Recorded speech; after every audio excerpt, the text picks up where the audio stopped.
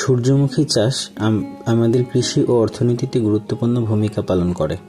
এটি একটি লাভজনক ও বহুমুখী ফসল, যা তুলনামূলকভাবে কম সময়ে ও কম খরচে উৎপাদন করা যায়।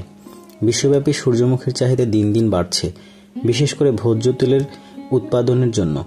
বাংলাদেশে খাদ্যতেল আমদানির উপর নির্ভরতা বেশি, তাই সূর্যমুখী চাষ বাড়ানো গেলে অভ্যন্তরীণ চাহিদা পূরণ করে বৈদেশিক মুদ্রা সাশ্রয় করা সম্ভব। সূর্যমুখী তেল স্বাস্থ্যকর ও পুষ্টিগুণে সমৃদ্ধ।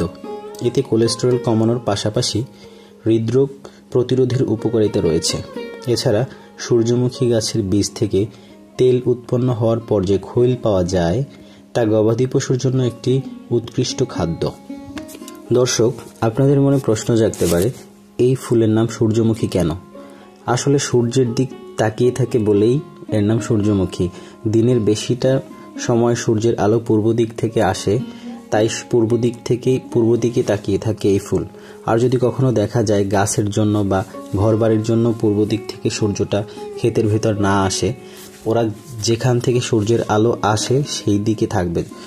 12টার পরে যদি দক্ষিণ দিক থেকে সূর্য আসে, তাহলে দক্ষিণ মুখী হয়ে এই ফুল থাকে, তাই এর নাম সূর্যমুখী।